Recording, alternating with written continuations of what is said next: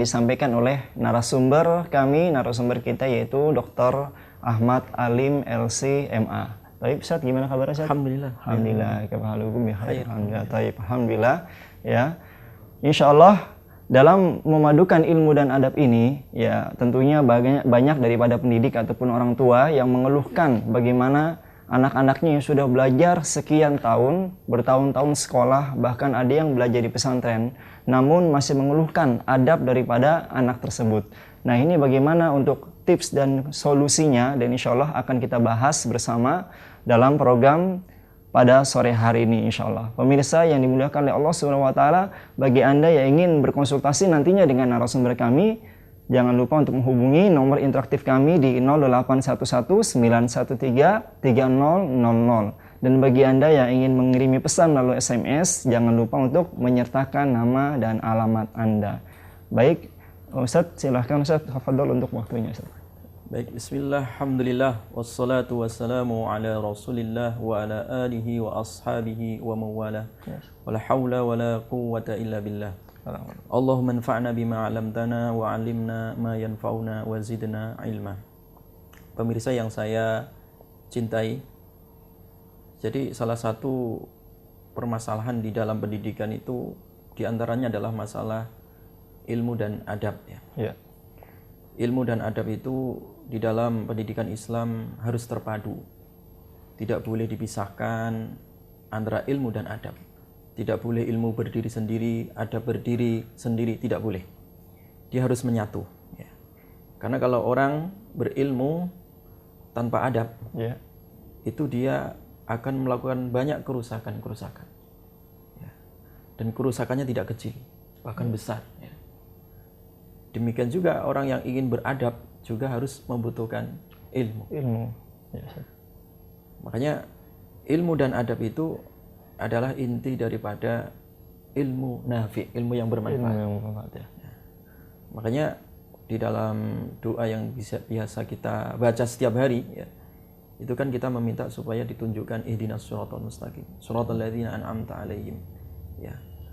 Ya Allah, berikan kami ya, petunjuk jalan yang lurus, ya. Jalan orang-orang yang telah Engkau beri nikmat, yaitu jalan para nabi, para rasul. Ya. Bukan jalan orang yang maghdub 'alaihim, orang yang Engkau benci, benci oleh Allah, yaitu para ulama tafsir menafsirkan mereka adalah orang-orang Yahudi yang mereka banyak ilmunya tetapi kurang adabnya, tidak punya adab, ya, tidak mau mengamalkan maksudnya. Demikian juga waladhdallin, bukan orang yang sesat dhalin. Dia maunya beribadah, ya, maunya belajar adab tetapi tidak atas dasar ilmunya. Nah, kita tidak ingin seperti itu. Makanya dalam Islam tadi itu ilmu dan adab itu harus terpadu, ya, terintegrasi dengan baik, ya. Karena kalau tidak akan terjadi yang disebut dengan the loss of adab, hilangnya adab. Nah, kalau adab itu hilang dari ilmu, itu dampak negatifnya sangat besar sekali. Sangat besar sekali, ya. Saya contohkan, ya, misalkan kalau orang tahu, ya, terhadap sesuatu, dia memiliki ilmu, pengetahuan, tapi kalau dia tidak mengamalkan, kerusakannya sangat luar biasa. Orang hutan rusak itu bukan karena orang hutannya, bukan. Tapi hutan dibakar, dirusak itu karena sebenarnya ada orang yang paham dia tentang ilmu hutan, tapi karena kepentingan, ya, karena kepingin meraup keuntungan, hutannya dibakar dan dia tidak peduli dengan kesehatan masyarakat. Ya. Dampaknya sangat luas sekali, bahkan bisa menjadi musibah nasional. Oleh karena itu ilmu dan adab itu sangat penting sekali, ya. Makanya para ulama itu banyak menulis buku ataupun kitab, ya, sehingga bisa dibaca kelak para pencari ilmu itu, ya, bisa mendapatkan ilmu yang bermanfaat, bisa memadukan antara ilmu dan adab ini. Misalkan Imam Bukhari menulis Adabul Mufrad, ya. Banyak juga Imam Az-Zarnuji, ya, Ta'limul Muta'alim, ya. Bagaimana adab sebagai seorang guru, adab sebagai seorang murid, ya, penuntut ilmu, ya, saja. Imam Al-Mawardi misalkan menulis Adabud Dunya Waddin, bagaimana adab di dunia dan juga dalam adab di dalam beragama. Para ulama itu sudah konsen, ya, di dalam masalah adab dan ilmu ini, ya. Karena kedua-duanya tidak bisa dipisahkan. Makanya di dalam surat Toha itu, ya, 114 itu ya Nabi kita Muhammad sallallahu alaihi wasallam diperintahkan oleh Allah, wa qur rabbi zidni ilma. Yang wahai Muhammad katakanlah zidni, ya Rabbi zidni, ya Allah Rabb kami, tambahkanlah ya aku ilmu, ya. Tambahkanlah aku ilmu. Makanya Imam Ibnu Katsir rahimahullah menafsirkan ayat ini itu ya Nabi sallallahu alaihi wasallam ya, di dalam Al-Qur'an itu tidak pernah diperintahkan apapun, minta tambahan apapun ya, kecuali tambahan ilmu ini. Jadi sesuai yang di Al-Qur'an itu ya doanya. Wa qur rabbi zidni iman. Beliau diperintahkan ya untuk menambah ilmu ini. Jadi bahkan Ibnu Katsir tadi menjelaskan Nabi tidak diperintahkan apapun ya dalam masalah menambah, misalkan menambah harta atau menambah rumah, tidak diperintahkan oleh Allah, tapi diperintahkan untuk menambah ilmu. Yang dimaksud di situ adalah ilmu yang bermanfaat. Ya, makanya Nabi SAW menjelaskan sallallahu ilman nafi'ah ya. Adalah kalian itu memohon kepada Allah agar diberikan ilmu yang bermanfaat. Karena ilmu yang bermanfaat itu intinya adalah bagaimana memadukan ilmu dan adab. Orang mendapatkan satu pengetahuan ilmu ya, kemudian dia diamalkan. Itu namanya ilmu yang bermanfaat. Sehingga melahirkan khasyah ya, rasa takut dengan Allah ya, mengagungkan Allah Subhanahu wa taala ya. Sehingga khasyah inilah yang sebagai sifat ya bagi orang-orang yang berilmu. Makanya Allah menegaskan innama yakhsyallaha min ibadihil ulama ya. Jadi sesungguhnya hanyalah ya orang-orang yang takut dengan Allah itu ya dari hamba-hamba Allah dari kalangan ulama ini. Jadi oleh karena itu masalah ilmu dan adab ini tidak boleh dipisahkan ya. Tidak boleh dipisahkan ya.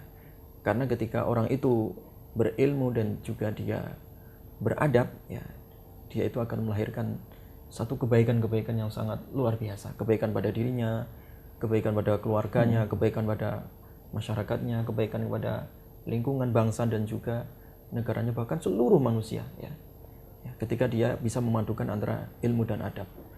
Demikian juga sebaliknya ketika ilmu tidak diberikan porsi adab ya, atau kosong dari adab, ilmu ini juga akan membawa kerusakan-kerusakan yang sangat signifikan ya di bagian di dalam dirinya ataupun di dalam masyarakatnya.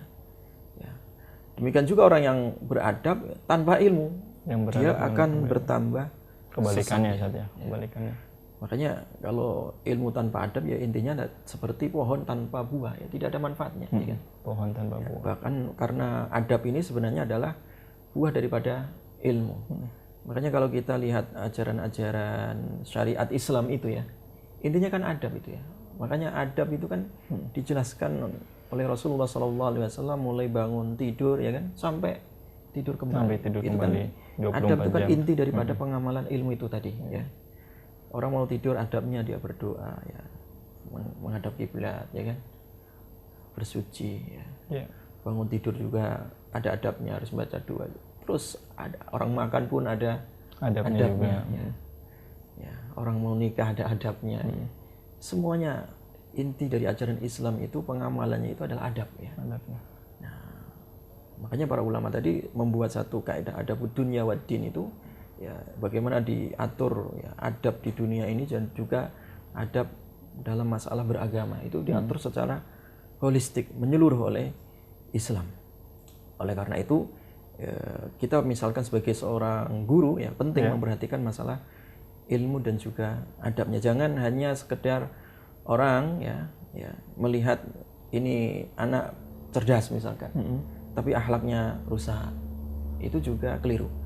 Atau juga menganggap ini akhlaknya baik tetapi tidak ada ilmunya, itu juga keliru. Makanya dua-duanya harus jalan, antara ilmu dan juga ilmu dan adab harus seimbang. Adab seimbang ya. Karena ilmu dan adab itu adalah inti daripada ilmu nafi, ilmu yang bermanfaat ya.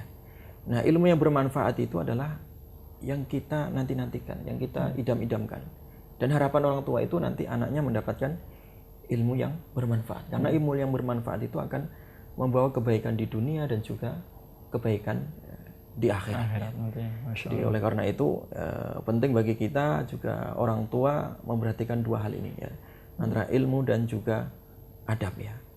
Ketika orang itu berilmu, kemudian dia beradab, diamalkan, ilmunya itu semakin mendarah daging ya, semakin menghunjam ke dalam dirinya, semakin mendalam ya. Dan bahkan ketika orang itu semakin bertakwa kepada Allah, fattaqullaha wa yu'allimukumullah, ya kan? Surat Al-Baqarah ya. Iya, ketika orang itu semakin dia bertakwa kepada Allah, maka Allah pun akan menjadikan, Allah akan membimbing langsung ya, menjadi guru ya. Artinya Allah itu memberikan bimbingan-bimbingan dan menambah ilmunya terus ya bagi orang yang senantiasa dia bertakwa, berilmu yang dia amalkan. Demikian juga kalau orang itu ya, sebaliknya tadi ya, makanya ada satu kaidah yang dibuat oleh para ulama. Jadi wa kullu man bi ghairi ilmin ya'malu a'maluhu mardudatun la tuqbalu ya. Jadi setiap orang itu kalau dia beramal tanpa ilmu ya amalnya juga ditolak. Ya, jadi demikian juga orang yang berilmu tanpa amal, wa alimun bi ilmihi lam ya'malan. Orang yang berilmu tetapi dia tidak beramal, tidak punya adab tadi ya. Bahkan dia diancam mu'adzabun min qabli ubadil wasan ya. Bahkan dia kelak akan disiksa sebelum para penyembah berhala itu disiksa ya. Jadi oleh karena itu ya penting kiranya kita itu senantiasa memadukan antara ilmu dan adab ya, seperti poin yang tidak bisa dipisahkan ini. Ilmu dan adab itu adalah inti daripada ilmu nafi, ilmu yang bermanfaat. Ya, baik. Ya, pemirsa Umat TV, cahaya umat yang berbangsa yang dimuliakan oleh Allah Subhanahu wa taala. Tadi barusan kita telah sama-sama menyimak bagaimana mengintegrasikan atau memadukan antara ilmu dan adab. Dan ini harus seimbang dan juga adil, bagikan satu koin yang dari dua sisi yang sangat penting. Jadi ilmu dan adab harus diselaraskan, tidak ada yang timbang tindih, tidak ada yang salah satunya tidak cenderung, tidak berat sebelah. Bagaimana sehingga ketika kedua hal ini telah terpenuhi, maka akan bisa menghasilkan anak atau anak didik yang dapat berkualitas dan berkarakter baik bagi umat dan bangsa insya Allah. Baiklah pemirsa, ini sudah ada pertanyaan yang masuk melalui SMS, namun nanti akan kita lanjutkan setelah jeda dan pariwara berikut ini. Tetap di Umat TV, cahaya umat dan bangsa. ملأ القلب ففاض بحب كتاب الله ملأ القلب ففاض بحب كتاب الله. Pemirsa Umat TV yang dimuliakan oleh Allah Subhanahu wa taala, terima kasih telah bergabung bersama kami di program Belajar Islam, Tafsir Pendidikan Islam dengan tema integritas ilmu dan juga adab. Nah, pemirsa yang dimuliakan oleh Allah Subhanahu wa taala, barusan saja bagaimana kita mempelajari memadukan antara ilmu dan adab. Seorang ulama tabi'in pada dahulu kala pernah menyampaikan dalam suatu riwayat, seorang ulama tabi'in bernama Ibnul Mubarak menyampaikan bahwasanya ta'allamnal adaba 30 ama wa ta'allamnal ilma 20 ama. Ibnul Mubarak menyatakan bahwasanya kami dahulu sebagai seorang penuntut ilmu menyampaikan bahwasanya kami belajar adab selama 30 tahun dan baru menuntut ilmu selama 20 tahun setelahnya. Nah, lalu bagaimana kita yang sudah telanjur belajar atau menuntut ilmu namun akhlaknya masih kurang. Nah, makanya mudah-mudahan pada sore hari ini kita bisa kupas tuntas menemukan solusi yang baik, yang tepat sehingga dapat kita tanamkan kepada anak-anak didik pemirsa sekalian. Nah, ini ada pertanyaan yang telah masuk melalui SMS yang datang dari Bapak Rusli dari daerah Toli, Sulawesi Tengah. Ya. Pertanyaannya, Ustadz, bisakah menyampaikan ilmu agama Islam sementara belum bertitel? Nah, syukron, terima kasih. Nah, itu bagaimana, Ustadz? Jadi ada yang bertanya seperti itu, Ustadz. Bismillah, alhamdulillah, salatu wassalamu ala rasulillah, ma ba'du. Jadi bagaimana, apakah orang yang belum punya titel boleh menyampaikan ilmu yang pada orang lain? Jawabannya adalah ya ketika dia memang punya kapasitas ya keilmuan yang cukup ya, walaupun tidak punya titel tidak menjadi masalah. Titel ini kan hanya kaitannya ketika orang itu mengajar di kampus atau di sekolah itu. Ya, di sekolah resmi ya. Sekolah-sekolah yang dianggap formal biasanya disyaratkan pakai titel. Ya, mungkin dia tidak bisa masuk di situ. Ya. Tapi kalau secara umum ya, selama dia punya kapasitas keilmuan yang cukup, silakan untuk menyampaikan ilmu itu. Kan kaidahnya kan balighu anni walau ayah ya. Balighu Sampaikan anni walau ayah. Sampaikan ya dariku ya, dari Nabi SAW Sallallahu alaihi wasallam. ya, kepada umat ya, walaupun ya, satu ayat. Artinya kita menyampaikan ilmu itu ya sesuai dengan kapasitas keilmuan kita. Kalau kita pahamnya satu ayat ya satu ayat saja yang disampaikan, bukan dua ayat. Ya, yang dua ayatnya kita belum paham. Nah itu jangan, nanti akan menyesatkan orang lain. Jadi makanya saya bilang tadi, jadi kalau ingin menyampaikan ilmu harus sesuai dengan kapasitas keilmuannya. Jadi sesuai apa yang telah dia Sesuai yang pelajari ya. dia pelajari, yang sesuai dia tahu, dan itu dia pengetahuannya adalah benar gitu ya. Benar, ya.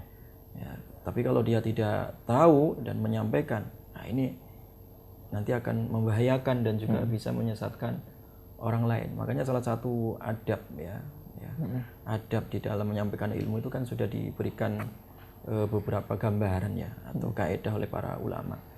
Salah satunya adalah ketika seorang ya guru atau seorang dai atau orang yang ingin menyampaikan nasihat kepada orang lain ya, salah satunya dia adalah memiliki adab fi durusihi, dalam pelajaran atau materi yang ingin disampaikan kepada orang lain. Apakah dia menguasai atau tidak ya. Ketika dia itu paham, ketika dia itu tahu itu kebenaran, ya, sampaikanlah itu kebenaran ya. Walaupun satu ayat, walaupun kebenaran itu juga pahit misalnya, kulil haqqu walau kana murran ya. Ya. Jadi katakan yang baik walaupun itu adalah pahit begitu ya.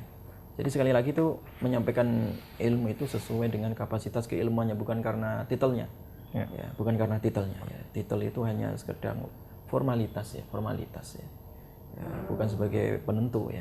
Oleh karena itu yang terpenting bagi kita itu adalah bagaimana kita belajar ya, belajar ilmu, kemudian mengamalkan ilmu, dan kemudian menyampaikan ilmu itu kepada orang lain.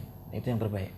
Baik. Ya, itu untuk jawabannya untuk Bapak Rusli dari Toli-Toli Sulawesi Tengah ya, bagaimana bisa mengajarkan atau menanamkan pendidikan ilmu kepada orang lain tidak harus bertitel ya, kecuali hanya sebatas formalitas. Namun kalau di luar itu bisa disampaikan sesuai dengan kapasitas Anda, apa yang telah Anda pelajari silahkan disampaikan sesuai dengan kapasitas yang telah didapat.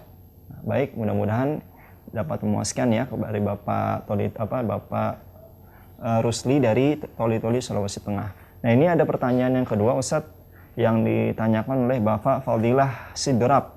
Ya, Bapak Fadilah Sidrab menanyakan, bagaimana Ustadz orang yang meninggal dalam perjalanan menuntut ilmu? Nah, dan kita tahu bahwasanya orang yang meninggal dalam perjalanan menuntut ilmu adalah salah satu jalan masuk surga. Apakah berlaku untuk menuntut ilmu dunia saja atau hanya ilmu atau juga ilmu syar'i? Jadi ditanyakan, jikalau dalam keadaan meninggal dalam menuntut ilmu tapi ilmunya yang dicari adalah ilmu dunia, apakah itu termasuk meninggal dalam jalan menuju masuk surga, Ustaz? Baik. Nabi SAW telah menjelaskan, man salaka tariqan yaltamisu fihi ilman sahalallahu lahu tariqan ilal jannah.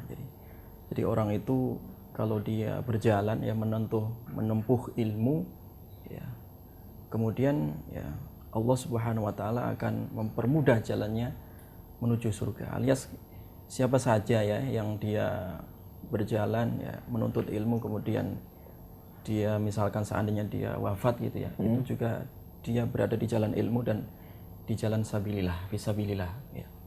Nah, apakah ini berlaku ilmu dunia ya?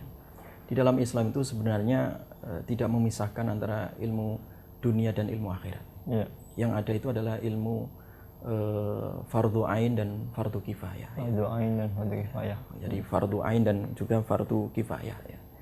Fardu ain itu adalah ya yang kita setiap individu itu wajib ya untuk mendapatkan ilmunya, seperti ilmu-ilmu syar'i khususnya masalah akidah.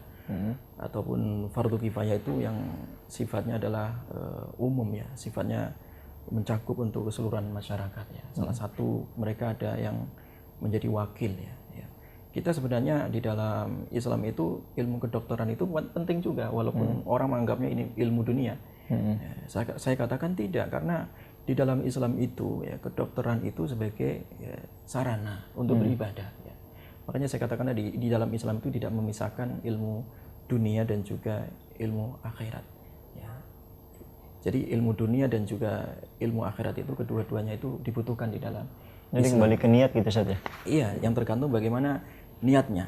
Lebih-lebih kalau dia itu adalah ilmu syariah. Ya. Ya, mungkin para ulama membagi ilmu itu ada ilmu syariah dan ghairu syariah. Itu hanya sekedar bagaimana klasifikasi ilmu saja ya. Tapi yang terpenting adalah bagaimana kita niat ya, niat di dalam mencari ilmu tadi ya. Kalau ilmu yang dicari ya itu untuk, walau orang mengatakan itu ilmu dunia, tapi untuk dia niatkan untuk kemaslahatan ya, dan sebagai sarana beribadah. Umat Islam itu terkadang ketika membagi ilmu dunia akhirat ini nanti efeknya orang itu hanya sekedar mencari ilmu akhirat terus ya. Dunianya ketinggalan, tidak itu yang dimaksud. Makanya para ulama tidak membagi itu ya, hanya membagi antara ilmu fardu ain dan fardu kifayah ya, antara ilmu syariah dan ghairu syariah. Selama yang dituntut itu bukan ilmu sihir ya, selama yang dituntut itu bukan ilmu sihir ya, dia insya Allah dengan niat yang saleh ya, niat ingin mencari ridha Allah ya, niat ingin menghilangkan kejahilan dalam dirinya ya, niat ingin mengetahui agamanya, niat ingin mengetahui kebaikan di dunianya ya, itu adalah dia adalah fi sabilillah, di jalan Allah Subhanahu wa taala. Oleh karena itu yang terpenting di dalam mencari ilmu itu yang pertama kali adalah menata niat itu tadi ya. Makanya Imam Bukhari itu di dalam Sahih Bukhari tidak ya memberikan muqaddimah yang panjang lebar, cukup membuka dengan hadis innamal a'malu binniyat. Jadi sesungguhnya ya hanyalah amal itu ya sah itu ya tergantung bagaimana dia niat yang benar ya, niat yang benar. Ya, kalau niatnya salah, nah ini juga menjadi bermasalah ya, menjadi bermasalah.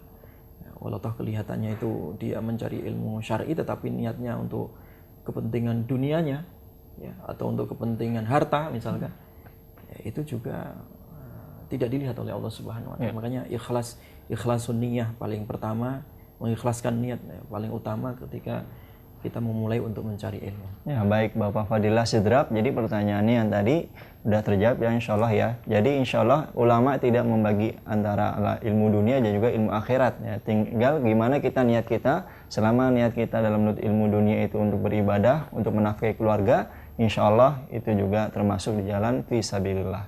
Baik Ustaz, ini ada penelpon yang kita angkat lebih dahulu ya. Assalamualaikum. Assalamualaikum warahmatullahi wabarakatuh. Ini dengan siapa ya, Ibu atau Bapak? Assalamualaikum. Tolong diangkat suaranya. Assalamualaikum warahmatullahi wabarakatuh.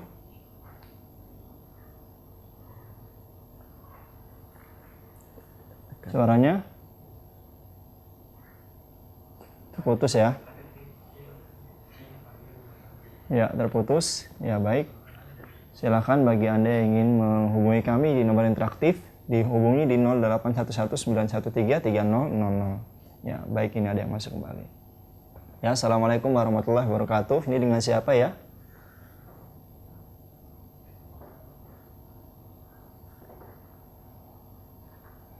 Ya, ini dengan siapa? Terputus juga. Tidak ada suaranya. Assalamualaikum warahmatullahi wabarakatuh.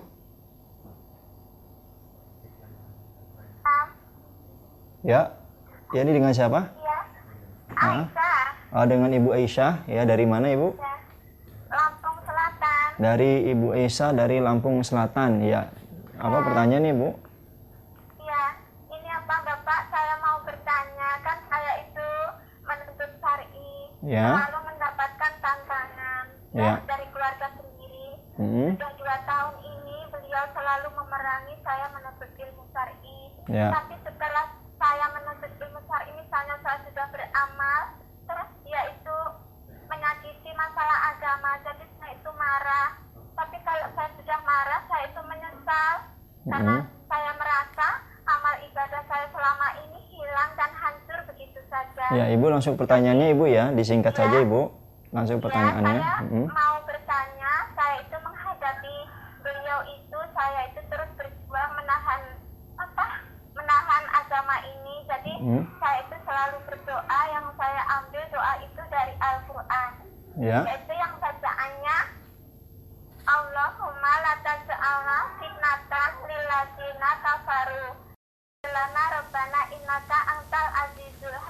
Ya. Apakah itu pas atau tidak dengan doa seperti itu? Ya. Ya, baik. Nah, terima kasih. Wassalamualaikum. Waalaikumsalam warahmatullahi wabarakatuh. Ya, jadi Ibu Aisyah dari Lampung ini seringkali mendapati tantangan ya dalam 2 tahun terakhir ini ya Ustaz ya. Ya. Nah, ini beliau senantiasa melanggengkan doa yang tadi telah disebutkan ya. Nah, itu bagaimana menurut Ustaz untuk tanggapan Ustaz? Jadi bismillah, alhamdulillah, salatu wassalamu ala rasulillah ma ba'du. Jadi di dalam kita menuntut ilmu mendapat tantangan itu adalah hal yang sangat biasa ya.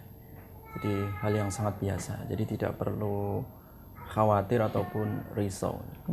Jadi justru tantangan itu akan menjadi satu motivasi tersendiri ya. Ketika tantangan itu semakin berat ya, berarti semakin besar pahala yang bisa kita dapatkan dan tidak perlu berhenti ya. Jadi yang terpenting adalah kita terus beristiqomah di situ ya, terus gigih ya. Baik itu tantangan yang ada di dalam diri kita, misalkan rasa malas ya, ataupun tantangan dari keluarga ataupun tantangan dari masyarakat ya. Itu hal-hal yang seperti itu adalah harus sabar ya. Karena makanya salah satu syarat untuk mendapatkan ilmu itu adalah sabar ya.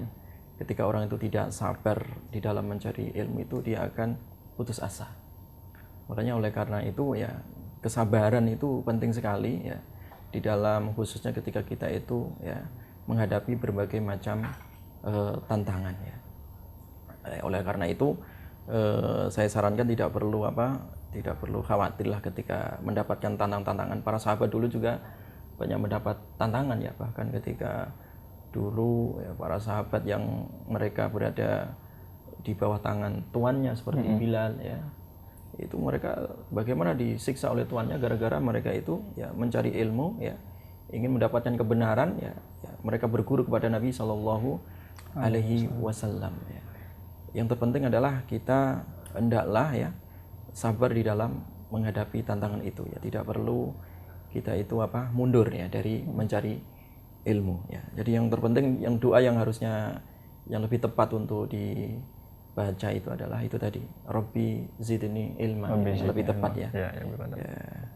Jadi Rabbi zidni ilma, atau membaca doa misalkan Allahumma anfa'na bima alamtana wa 'allimna ma yanfa'una wa zidna ilma. Jadi kita tetap meminta kepada Allah ilmu yang bermanfaat, dan senantiasa Allah Subhanahu wa taala menambah ilmu dan amal pada diri kita ya. Kalau doa yang di surah Baqarah yang kisahnya Nabi Adam dan malaikat bisa saja, subhanaka la ilma lana illa ma 'allamtana, itu juga bisa ya. Jadi bacalah doa-doa yang ketika berkaitan dengan ilmu itu boleh dari Al-Qur'an dan juga boleh dari sunnah Nabi Sallallahu Alaihi Wasallam.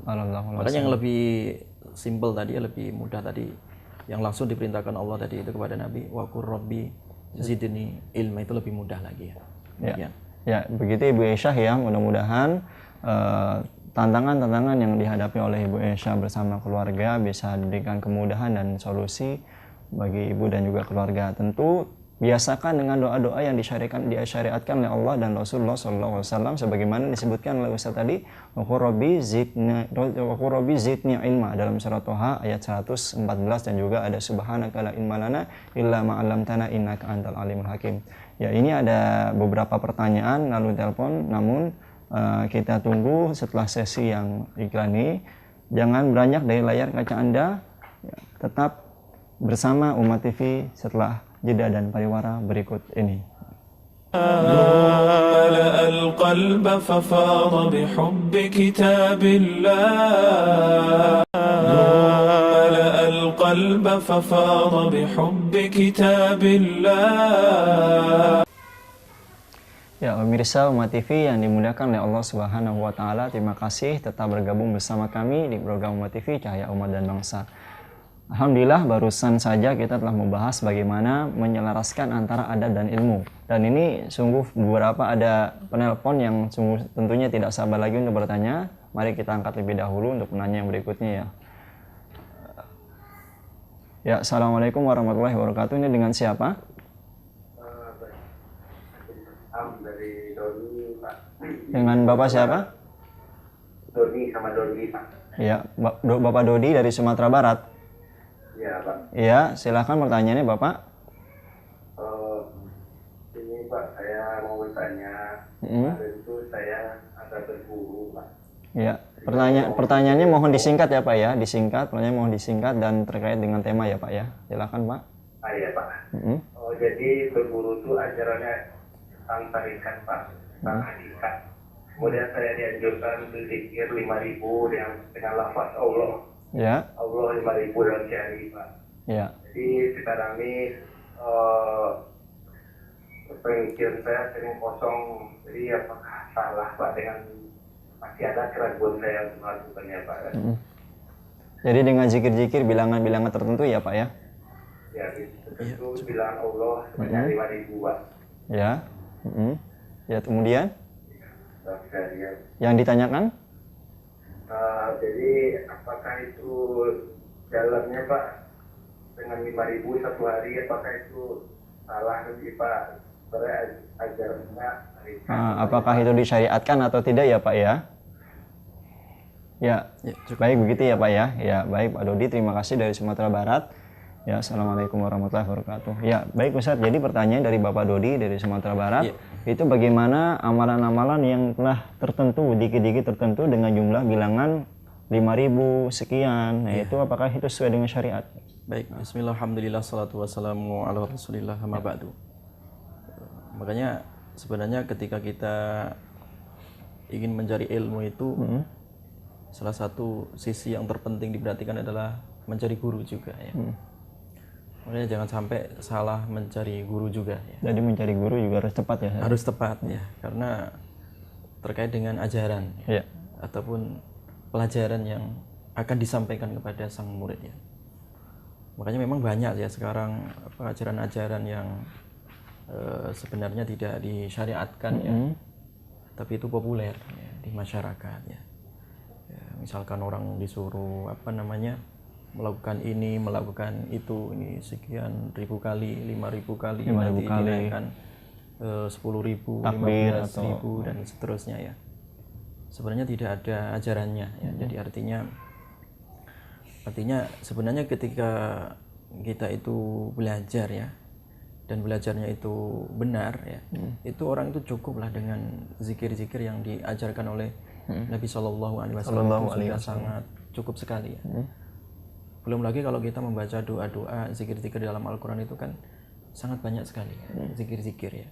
Mulai misalkan doa-doa, bahkan Nabi itu kan sebenarnya zikir doa dalam Al-Quran itu kan yang sering diperbanyak Nabi itu kan doa Rabbana atina fid dunya hasanah wa fil akhirati hasanah wa qina adzabannar, sebagaimana yang diriwayatkan oleh Imam Bukhari. Jadi sebenarnya doa-doa atau zikir-zikir yang dari Al-Quran dan Sunnah itu sudah sangat cukup sekali. Dan bahkan kalau orang itu mau membaca semua, saya yakin juga nggak kuat juga ya. Makanya cukuplah orang itu semampunya, tidak perlu menforsir dirinya ya, melakukan hal-hal yang sebenarnya itu di luar batas kemampuan orang, harus sekian ribu sekian, atau misalkan 10.000 dan seterusnya. Itu sebenarnya tidak dianjurkan ya. Makanya Nabi memberikan satu batasan, man ahdatsa fi amrina hadza ma laisa minhu fahuwa rad ya. Di orang kalau melakukan satu amalan yang dia itu tidak disyariatkan ya, maka dia akan tertolak begitu ya. Oleh karena itu tadi, makanya salah satu syarat untuk mendapatkan ilmu bermanfaat adalah itu tadi, salah satu ajarannya adalah benar begitu. Terima kasih Pak. Ya, baik, dengan Bapak Dodi dari Sumatera Barat. Jadi senantiasa untuk berzikir dan juga melakukan amalan ibadah sesuai dengan disyariatkan oleh Allah yang tertera dalam kitab suci Al-Quran dan juga sunnah-sunnah sahihah yang diajarkan oleh Rasulullah dengan hadis-hadis yang sahih tentunya ya. Jadi kita harus pilih-pilih guru yang tepat ya, guru yang bisa mengajarkan yang kebenaran yang sesuai dengan ajaran-ajaran Rasulullah SAW, sehingga tidak menyusahkan amalannya, tidak menyusahkan aktivitasnya, karena tentunya Rasulullah SAW bersabda yang diriwayatkan oleh Aisyah, man ahdatha fi amrina hadza ma laysa minhu fahuwa raddun. Barang siapa yang melakukan amalan ibadah yang tidak ada sumbernya dari kami, maka sesungguhnya itu amalan yang tertolak. Baik, ini ada Ustadz, ada pertanyaan lagi, mungkin pertanyaan terakhir Ustadz ya. Kita akan angkat ya, nanti kita katakan, mungkin ada SMS ini pertanyaannya. Ya, jadi bagaimana untuk mendapatkan ilmu yang bermanfaat? Oke. Baik, bismillah, alhamdulillah, salatu wassalamu ala rasulillah. Jadi bagaimana tips ya supaya kita mendapatkan ilmu yang bermanfaat ya. Saya katakan tadi bahwa ilmu yang bermanfaat itu adalah bagaimana kita memadukan ilmu dan juga adab ya. Sehingga nanti akan melahirkan ya kita ketakwaan kita kepada Allah Subhanahu wa taala. Makanya ketika kita dalam proses mencari ilmu itu harus ada langkah-langkah ya agar kita itu kelak mendapatkan ilmu yang bermanfaat tadi. Yang pertama adalah para ulama memberikan paling enggak ada 3 langkah yang paling tidak yang harus diambil dilakukan ya. Misalkan yang dikatakan oleh para ulama-ulama di dalam kitab masalah adab ta'lim itu ya. Misalkan Imam Ibnu Jama'ah ya di dalam Tadhkiratus Sami' ya, beliau menyebutkan yang pertama adalah hendaklah orang itu memiliki adab ya fi nafsihi, memiliki adab internal di dalam dirinya.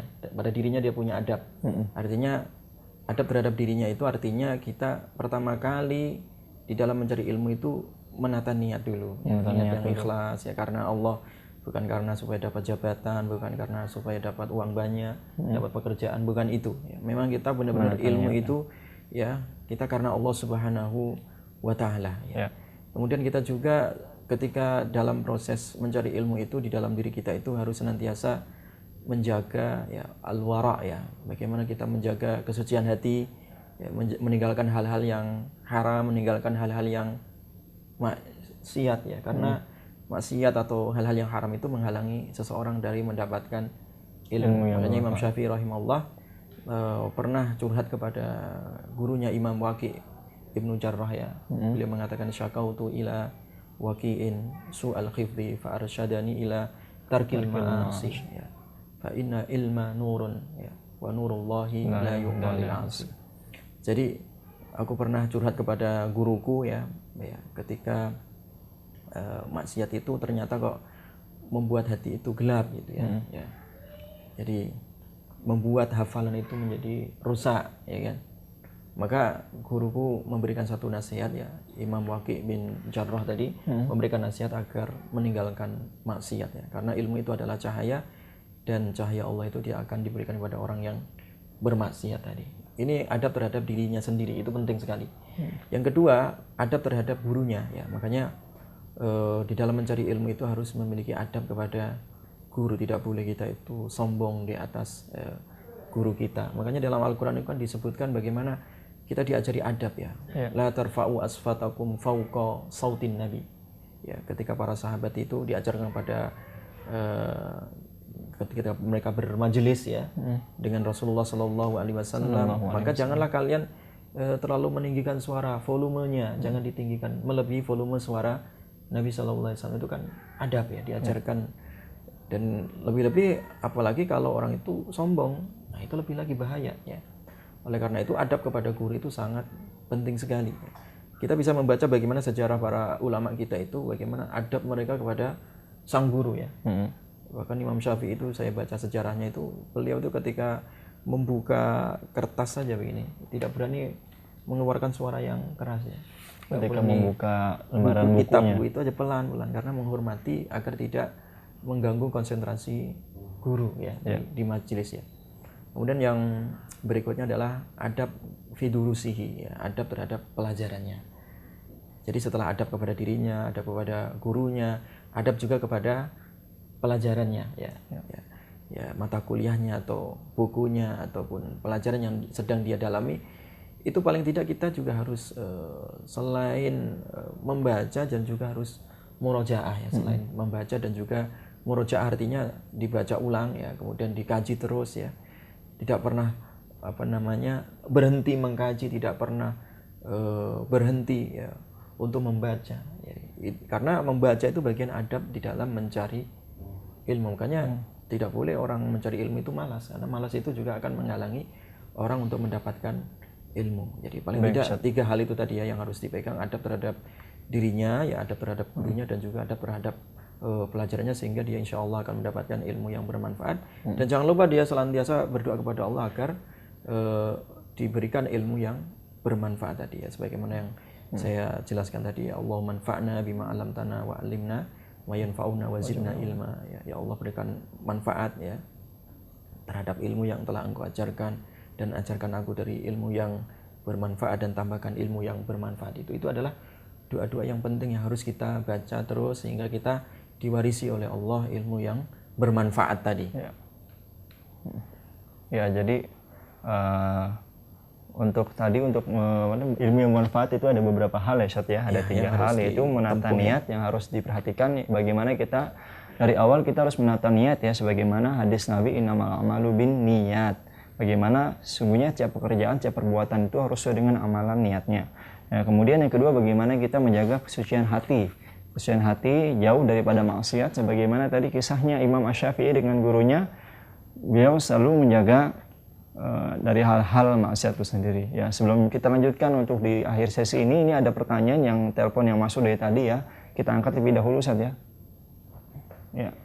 Ya, Assalamualaikum warahmatullahi wabarakatuh. Ya, suara. Ya, Ibu. Waalaikumsalam warahmatullahi wabarakatuh. Dari mana dan dengan Ibu siapa? Saya Bu Elia dari Palembang. Ya, Ibu dari Palembang. Silakan untuk pertanyaannya, Ibu. Saya mau tanya bacaan Nabi surat Zuhur, surat Asar, surat Isya, Ya. subuh dan maghrib. Kalau subuh kan turun Waqiah. Kalau maghrib kan kita baca Yasin nanti sholat. Nah, untuk sholat zuhur baca Sejadah Rahman. Oh, jadi surat-surat yang dibaca setelah sholat-sholat lima waktu ya Bu ya, yang selama ini Ibu lakukan ya Bu ya? Iya. Ya. Ya, cukup ya Bu ya? Iya. Ya, baik, terima kasih Bu. Ya, Assalamualaikum warahmatullahi wabarakatuh. Ya Ustadz, ini ada yang pertanyaan terakhir ya dari pemirsa, yaitu bagaimana untuk surat-surat yang beliau biasakan setelah sholat subuh, sholat asar, dengan sholat maghrib dan lain-lain. Jadi intinya kita itu di dalam setiap hari itu ya, secara umum tuh dianjurkan untuk membaca Al-Quran.